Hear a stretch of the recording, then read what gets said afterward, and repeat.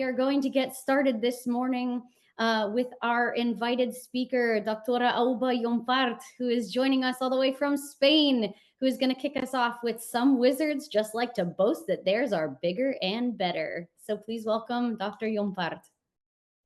Hi, Lauren. Hi, everyone. Thank you so much. Well, first of all, I would like to, thank the organizers of the Harry Potter Academic Conference for inviting me to present my paper.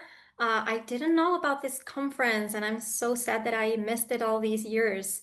So, I'm really thankful and grateful for the opportunity to be here. Now, I would like to share my PowerPoint presentation with you. My paper is titled Some Wizards Just Like to Boast That Theirs Are Bigger and Better, Harry Potter and the Rejection of Patriarchal Power.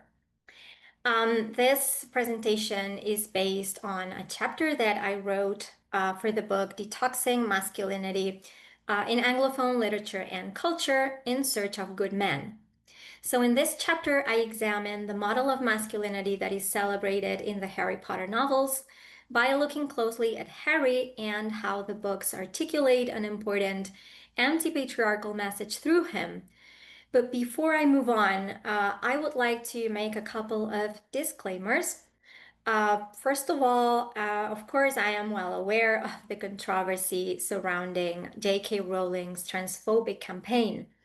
And I would just like to clarify that in this presentation, I will be focusing exclusively on the texts themselves and the anti-patriarchal discourse that I believe is present in them and which I think is still worth discussing, despite the views that Rowling has been expressing lately, which I don't sympathize with. And then my second disclaimer is that this paper is based on the original 7-book series only, so I will not be dealing with Cursed Child or the film adaptations, although I will be using images from the films for illustrative purposes. So having said that, I would like to start with a passage from Chamber of Secrets, when Harry confronts Tom Riddle and tells him, I quote, "I've seen the real you. You're barely alive. That's where all your power got you. You're in hiding. You're ugly. You're foul." End of quote. So in this passage, we see how Harry's disgust at Voldemort's lust for power is already manifest early on in the series when Harry is still a young boy. A disgust which will become even more intense as the series progresses and he grows into a young man. Now, English children's stories have always been, I quote, "a means of fostering acceptable worldviews. The worldview that children were to acquire encouraged them to be good according to the way that their society defines a good person." End of quote. So here I argue that the Harry Potter series equates being a good person, and particularly a good man, to rejecting patriarchal behavior, understood as a sense of entitlement to power and privilege. So I read Harry as an anti-patriarchal hero and a positive model of masculinity, but also as an ordinary boy with flaws and weaknesses. And this last bit is important because proposing alternatives to hegemonic patriarchal masculinity poses, I quote, "the danger of their being too idealized." So we must avoid replacing one oppressive model of masculinity with another equally constricting and unattainable one. Representations of gender in the Harry Potter series have been extensively criticized for being too traditional and stereotyped. What interests me here, though, is the criticism that challenges these readings. So let's look briefly into what other academics have said about Harry as a positive male role model. For example, Sarah Martín claims that, I quote, "Rowling endorses an important anti-patriarchal, anti-fascist message through her hero Harry Potter. His firm rejection of power and his investment in the values of friendship, domesticity, and civic duty suggest that he is the type of good guys readers and audiences should be celebrating." End of quote.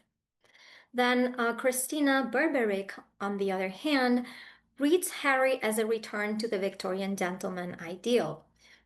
And she mentions that the novels celebrate, I quote, Harry's impeccable manners and morals, being charitable and helpful, and generally putting the good of society before personal gains, showing generosity, broad-mindedness, decency, and chivalry. End of quote. And then I would also like to quote Annette Wanamaker, who emphasizes that one of the strengths of the Harry Potter world is precisely the fact that it mirrors our own. I quote, "The portrayal of gender in the Harry Potter series is often ambivalent and mirrors less an ideal feminist or patriarchal vision of what boys and girls ought to be, and more the messy, contradictory reality of what they are. It is within these contradictions that spaces can open up to view gender, specifically masculinity, in the novels in alternative ways." End of quote. So how does Harry reject patriarchal masculinity? What makes him an anti-patriarchal hero? When Harry first meets Dobby, he treats him as an equal, to which the house elf responds, I quote, "Dobby has heard of your greatness, sir, but of your goodness Dobby never knew." End of quote. So Dobby makes an important distinction here, greatness versus goodness. Harry's most obvious anti-patriarchal action is of course opposing Voldemort, the character who embodies patriarchal villainy. But what I would like to focus on today is not so much Harry's heroic greatness, which is unattainable for most real men, but his everyday goodness, like the goodness that he shows to Dobby. In my view, this is Harry's true challenge to patriarchal masculinity.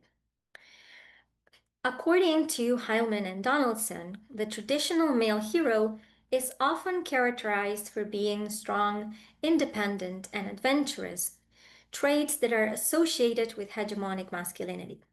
So let's look into how Harry challenges this.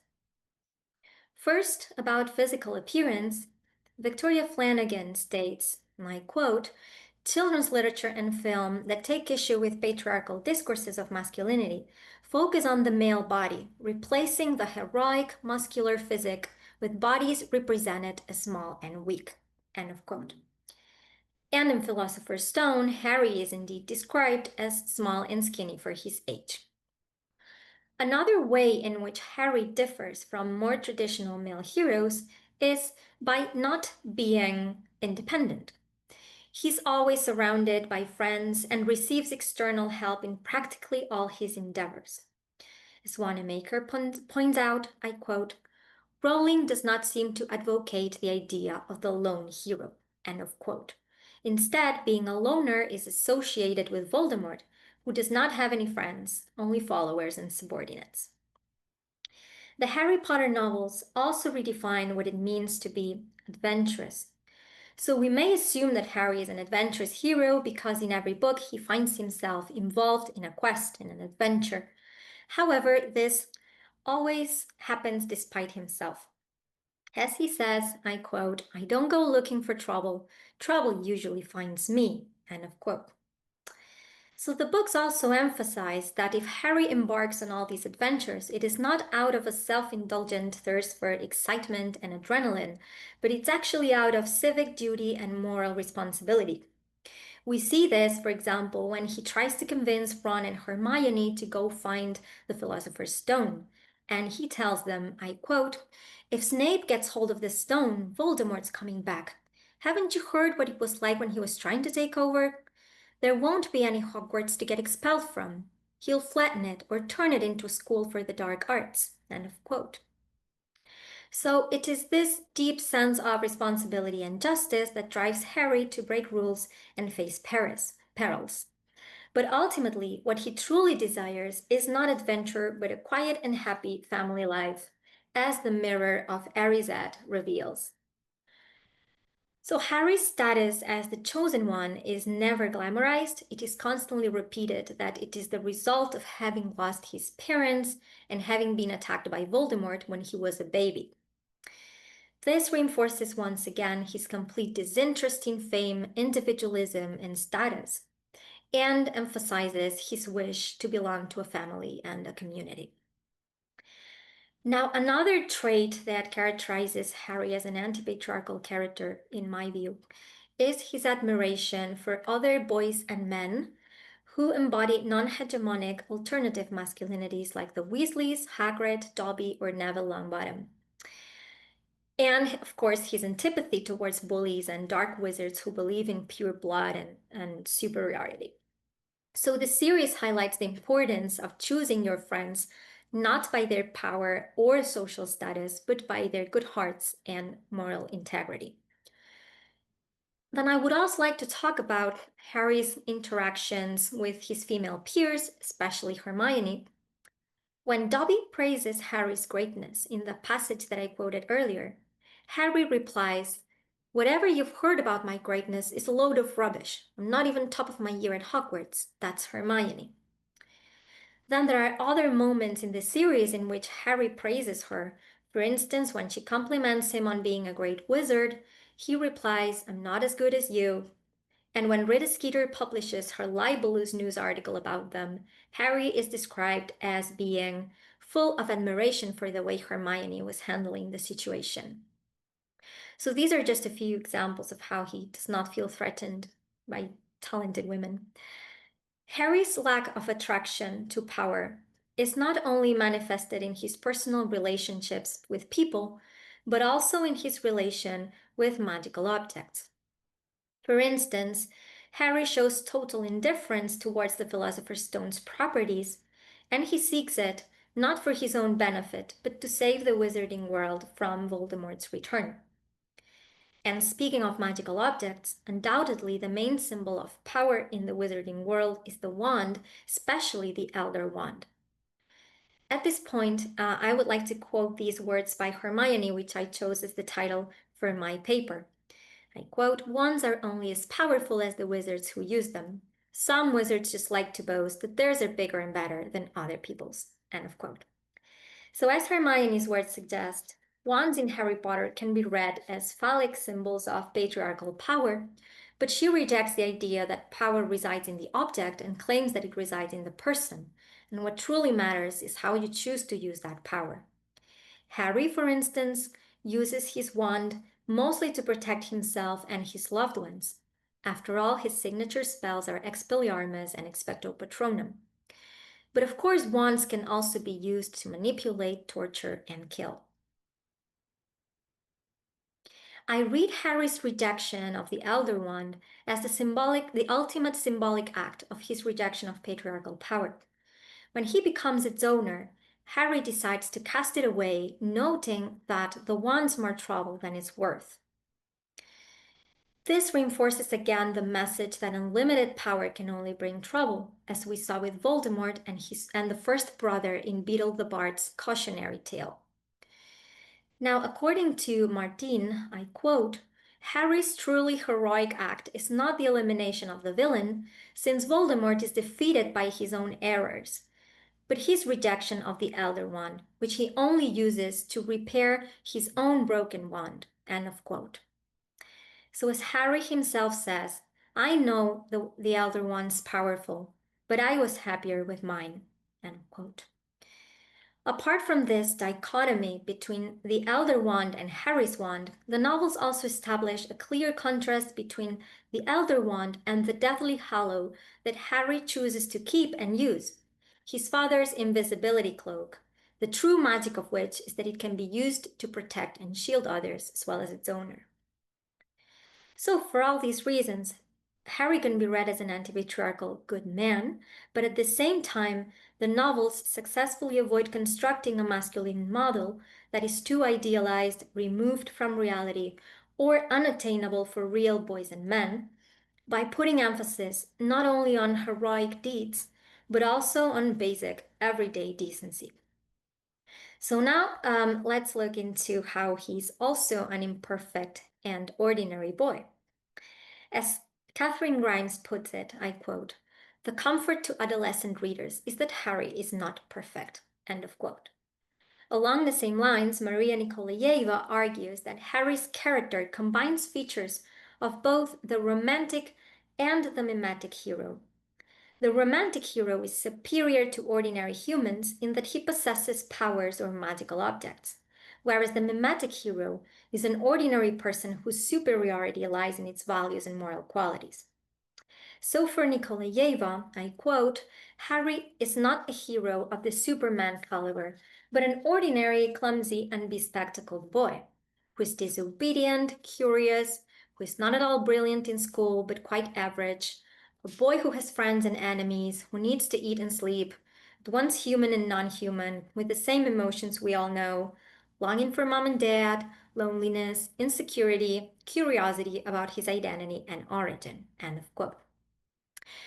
Now, I find Nikolajeva's reference to Harry's emotions to be of special importance because some of the children's and young adult narratives that attempt to challenge patriarchal discourses of masculinity do so by following the sensitive Newman schema, which is, I quote, a portrayal of sensitive and domesticated masculinity, adding new and traditionally feminine values to the schema, such as the ability to express emotion openly.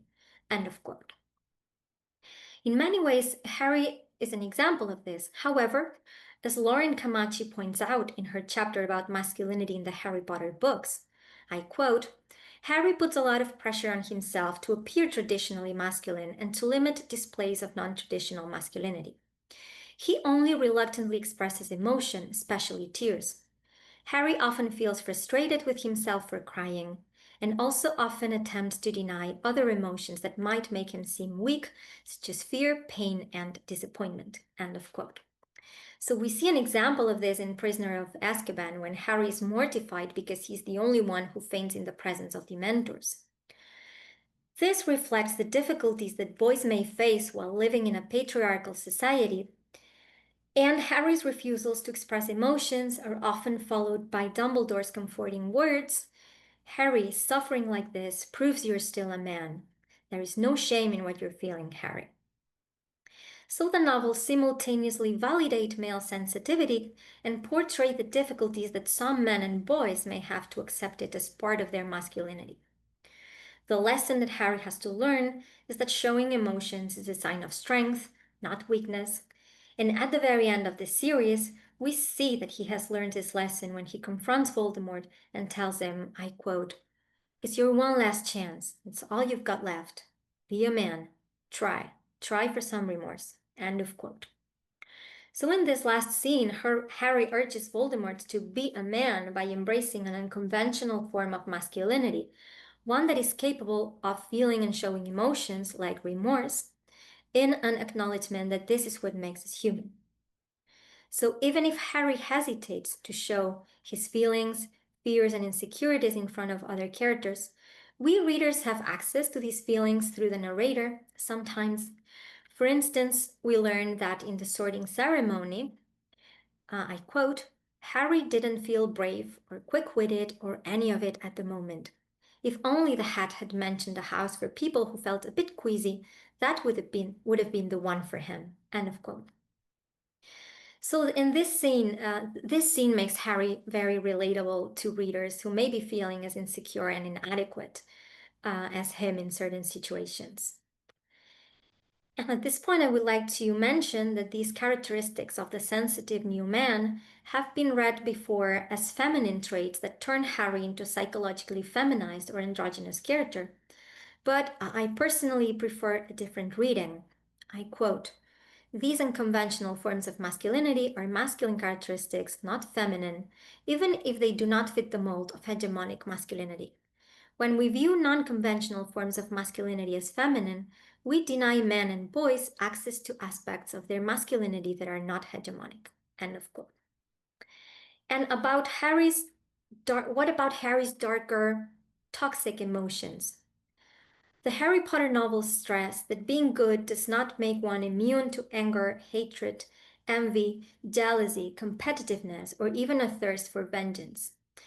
Harry is often portrayed wanting to beat Slytherin at Quidditch, or feeling pleased to hear a definite note of panic in Uncle Vernon's voice, or with a reckless rage coming over him. In Order of the Phoenix, when Bellatrix Lestrange murders Sirius Black, Harry yells, she killed him, I'll kill her, even though the spell doesn't work for him because he does not really mean to hurt her. Yet even in these passages, what distinguishes Harry from the sadistic Death Eaters is the fact that most often he chooses not to act upon his negative feelings. And when he does, he feels remorse and is never shown enjoying other people's pain, not even his enemies. The novels therefore acknowledge that these feelings are also part of being human, but they warn readers against being carried away by them and acting upon them. So I would like to conclude my presentation with this passage in which Dumbledore tells Harry that, I quote, "Those who are best suited to power are those who never sought it, those who, like you, have leadership thrust upon them and take up the mantle because they must, and find to their own surprise that they wear it well." End of quote. This encapsulates the paradox that the Harry Potter series presents. In order to prevent patriarchal abuses of power, power needs to be handled by good men and women, but good men are good precisely because they do not seek or want power. This passage also acknowledges that traditionally masculine qualities like leadership are not toxic per se when they are possessed by good, selfless people. So the novels, I quote, do not problematize masculinity, end of quote. What they do problematize is patriarchy. All in all, the Harry Potter series reminds us of the dangers of power and presents us with a male character whose heroism and goodness lie precisely in his absolute lack of attraction to it. Thank you so much.